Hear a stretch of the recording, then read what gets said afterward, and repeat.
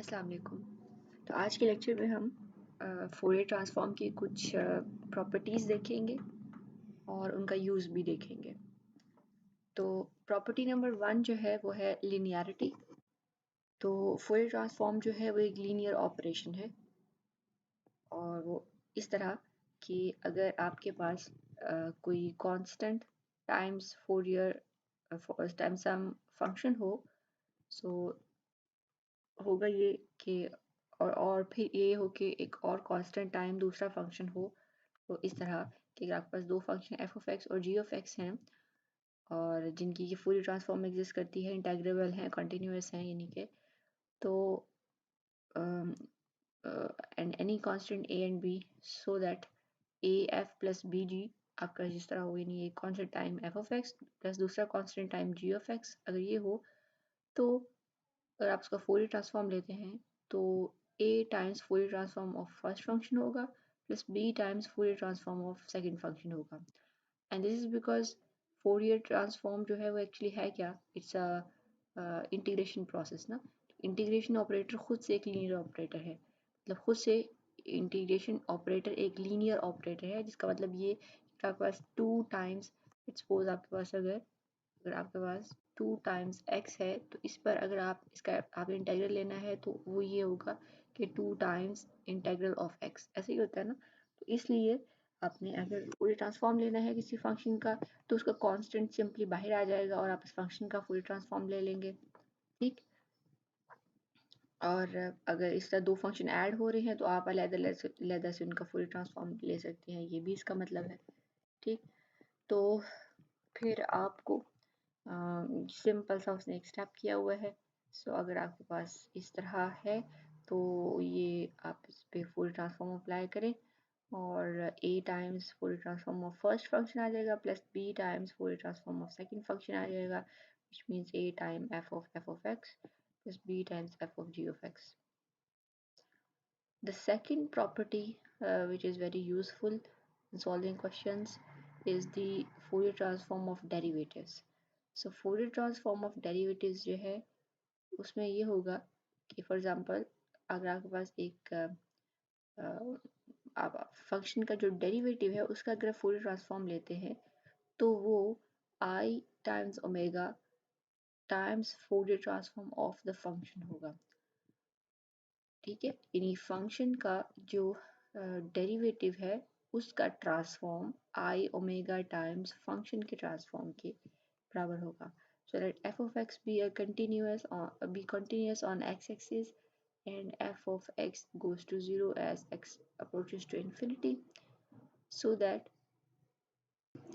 हमारा फंक्शन जो है वो इन्फिनिटी, मतलब इन्फिनिट पे फंक्शन जो है वो उसकी वैल्यू 0 है, ठीक है। फॉर अ नॉर्मल फंक्शन, मतलब नॉर्मल फंक्शन जो है वो इनफाइनाइट तक नहीं जाता, सो उसकी वैल्यू इन्फिनिटी पे 0 है और बोथ पॉजिटिव इन्फिनिटी और नेगेटिव इन्फिनिटी पे। और एफ डैश ऑफ एक्स जो है वो एक एब्सोल्युटली इंटेग्रेबल फंक्शन है ऑन एक्स एक्सिस। तो इसका प्रूफ क्या है? इसका प्रूफ बड़ा छोटा सा और आसान सा है कि let f dash of x be equals to, अब अगर एफ डैश ऑफ एक्स है उसका फोरियर ट्रांसफॉर्म है तो मतलब फोरियर ट्रांसफॉर्म में आप एफ ऑफ एक्स की जगह F dash of x put करेंगे। अब इसको बाय पार्ट्स अगर आप इंटीग्रेट करें तो एफ डैश ऑफ एक्स को आप फर्स्ट फंक्शन ले लें और sorry e to the power minus iota omega x को आप फर्स्ट फंक्शन ले लें और इसका जो इंटीग्रल होगा वो क्या आ जाएगा एफ ऑफ एक्स, क्योंकि ये एफ डैश ऑफ एक्स है, तो एफ ऑफ एक्स का इंटीग्रल आ जाएगा minus infinity to infinity minus, और जो फर्स्ट फंक्शन है e to the power minus iota omega x वो वैसे ही रहेगा और जो सेकंड फंक्शन इसका इंटीग्रल अगेन यहाँ पर आएगा, वो ये हो गया, और सॉरी फर्स्ट फंक्शन का डेरिवेटिव आ जाएगा। सो फर्स्ट फंक्शन का डेरिवेटिव जो है उसमें माइनस आयोटा ओमेगा आएगा जो कि यहाँ बाहर आ जाएगा और ये चीज़ प्लस हो जाएगी। यहाँ पर इन्फिनिटी और माइनस इन्फिनिटी पुट करने से एफ ऑफ एक्स जो कि वहाँ पे एग्जिस्ट नहीं करता इन्फिनिटी पे, तो ये चीज़ ज़ीरो हो जाएगी और ये चीज़ ख़त्म हो जाएगी आपके पास, और ये माइनस माइनस प्लस और एफ डैश ऑफ एक्स का फोरियर ट्रांसफॉर्म आ जाएगा iota omega times Fourier transform, this is Fourier transform of f of x now. ठीक है, साथ में ये कांस्टेंट दोनों ये मल्टीप्लाई हो रहा है। So this is Fourier transform of f of x. So ये आपका प्रूफ हो गया। हमने ये देख लेते हैं कि इसको हमने यूज़ कैसे करना है। हमारे पास यहाँ पे एक छोटी सी एग्जांपल है। उससे पहले ये देखिए कि अगर आपके पास f double dash of x है, यानी जो हमारा फर्स्ट डेरिवेटिव है उसका भी डेरिवेटिव है, तो उसका फुल ट्रांसफॉर्म क्या होगा? F double dash of x का iota omega times f dash of x होगा, और इसका अगेन क्या था? Iota omega time F of x. So आपके पास iota square omega square f of x आ जाएगा, एफ ऑफ एक्स। ठीक, तो which is, so this is iota square equals to -1, so this is minus omega square। इसी तरह F triple dash, ठीक है, उसका भी आप कर सकते हैं। अच्छा, इसका फ़ायदा जो है ना वो आपको होता है ओडी सॉल्व करने में। जब आपने अपनी जो डिफरेंशियल इक्वेशन है उसको ट्रांसफॉर्म करके फोरियर ट्रांसफॉर्म के ज़रिए जो फ्रीक्वेंसी स्पेसेस पे ट्रांसफॉर्म करके सॉल्व करना होता है, क्योंकि समटाइम्स ज़्यादा आसान होता है कि आप इसको ट्रांसफॉर्म करके सॉल्व कर लें, क्योंकि ट्रांसफॉर्म करके वो इक्वेशन जो है वो एक सिंपल अलजेब्रिक इक्वेशन बन जाती है। आपने लैप्लास ट्रांसफॉर्म के ज़रिए आई होप सॉल्व करके देखा होगा। हम अगर नहीं तो कुछ क्वेश्चंस को सॉल्व भी करेंगे। हमारे आगे आगे वाले टॉपिक जो है वो लैप्लास ट्रांसफॉर्म ही है, तो देखेंगे कि उससे इक्वेशन कितनी सिंपल हो जाती है। तो उसमें ये बड़ा हैंडी रहता है कि आपके पास ये आपको डेरिवेटिव्स पता हो, क्योंकि जो डिफरेंशियल इक्वेशन है उसमें तो होते डेरिवेटिव्स है ना, जैसे y double dash plus 2 times y dash plus 5 times y equals to 0। So इस तरह की जो इक्वेशंस हैं उनमें आप डायरेक्ट फिर full transform of derivatives put करते हैं, या लैप्लास ट्रांसफॉर्म भी आगे देखेंगे, उनके भी डेरिवेटिव्स के उनकी प्रॉपर्टीज में भी डेरिवेटिव की हमारे पास सॉल्यूशंस हैं।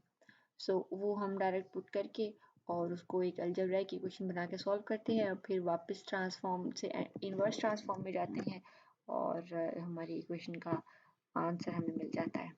ठीक है, तो इसका यूज़ भी हम देखेंगे। तो यहाँ पर फिर ये एग्जांपल है एक, ये देख लेते हैं हमारे। तो अब आपके पास ये जो एग्जांपल है इसमें देखिए कि find the Fourier transform of x into e to the power minus x square. ठीक है, तो अब हमने अगर इसको डेरिवेटिव वाले फार्मूला से सॉल्व करना है तो हम करेंगे ये कि अगर इसको हम डेरिवेटिव मान लें, क्योंकि हमने इसका फोरियर ट्रांसफॉर्म फाइंड करना है ना, तो फोरियर ट्रांसफॉर्म इसको अगर हम डेरिवेटिव मान लें तो इसका जो फोरियर ट्रांसफॉर्म होगा वो क्या होगा? आयोटा ओमेगा टाइम्स इसके फंक्शन का फोरियर ट्रांसफॉर्म, राइट? यही फार्मूला था हमारा। सो अगर इसका हमने if this is derivative of some function, तो Fourier transform of this derivative is iota omega times the Fourier transform of the original function whose derivative this is, right? तो हमने ये फाइंड करना है कि इसका डेरिवेटिव है क्या। अब ये दो फंक्शन है, तो अगर आप इसका इसका ओरिजिनल फंक्शन फाइंड कर लेंगे तो बड़ी आसानी से आप इसको एक फंक्शन बना के और इसका जो फोरियर ट्रांसफॉर्म है वो सॉल्व कर सकते हैं। आपको जो इंटेग्रल होगा उसको मतलब बाय पार्ट सॉल्व नहीं करना पड़ेगा। तो आप देखो कि ये इसका फंक्शन है जिसका ये डेरिवेटिव है, यानी कि ये हमारा ओरिजिनल फंक्शन है जिसका ये जो फंक्शन है वो डेरिवेटिव है x times e to the power minus x square. Original function क्या है? इसको x time e to the power minus x square जो है इसका, so if this is f dash of x, तो f ऑफ x क्या होगा? Sorry, f of x क्या होगा? वो होगा अब e to the power minus x square है, इसका डेरिवेटिव क्या होता है? e to the power minus x square का e to the power minus x square ही, और x square minus x square का क्या होगा? माइनस 1/2 इंटू 2x, 2x, ये इससे कैंसिल हो जाएगा। So minus e to the power,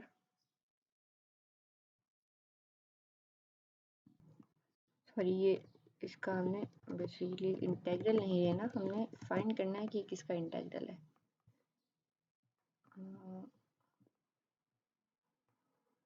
सो ये वाला फंक्शन देखिए, so -1/2 e to the power minus x square, अब ये हमारा फंक्शन जो है, इसका अगर आप डेरिवेटिव लें तो ये आएगा आपके पास, वो 2 वहाँ पे कैंसिल होगा। सो इसका अगर आप डेरिवेटिव लें तो ये फंक्शन आएगा। डेरिवेटिव लें इसका, ये -1/2 e⁻x² का आ जाएगा -2x, 2 रूट से कैंसिल हो जाएगा, माइनस माइनस से कैंसिल हो जाएगा, और आपके पास आ जाएगा x e⁻x²। सो इसका जो डेरिवेटिव है वो ये है। तो ये हमारा क्वेश्चन है। इस क्वेश्चन को का फूरियर ट्रांसफॉर्म हमने लेना है, तो मतलब हम f(x) का यानी इस फंक्शन का फूरियर ट्रांसफॉर्म लेंगे और फिर उसको आयोटा ओमेगा के साथ मल्टीप्लाई करेंगे। ठीक है, तो ये हमारा काम है। अब यहाँ भी इन्होंने e⁻x² का कहीं पर सॉल्व किया हुआ है, टेबल नंबर 3 में उसने वहाँ से सिंपली उठाया उसको और यहाँ पुट कर दिया है और साथ में आयोटा ओमेगा से मल्टीप्लाई कर दिया है, और ये आपके पास आंसर आ गया। हम इसको देख लेंगे, टेबल में भी काम पर है, ये सॉल्व कर लेंगे तो उसको और फिर यहाँ पुट कर लेंगे। अब जो क्वेश्चन हमने इसके सॉल्व करने हैं, अच्छा नेक्स्ट हमारे पास ये कॉन्वोल्यूशन थ्योरम है। कॉन्वोल्यूशन थ्योरम जो है हम फूरियर ट्रांसफॉर्म का तो नहीं है, लैप्लास ट्रांसफॉर्म का हमने करना है। तो अगर आप इसको देखना चाहें तो देख लीजिएगा। मे बी जब हम लैप्लास ट्रांसफॉर्म का करें तो हम वापस आके फूरियर ट्रांसफॉर्म का भी कर लेंगे। बहरहाल तो ये आपने जो है वो देख लीजिएगा इसको। अभी हम जो है वो क्वेश्चन सॉल्व करते हैं नेक्स्ट वीडियो में।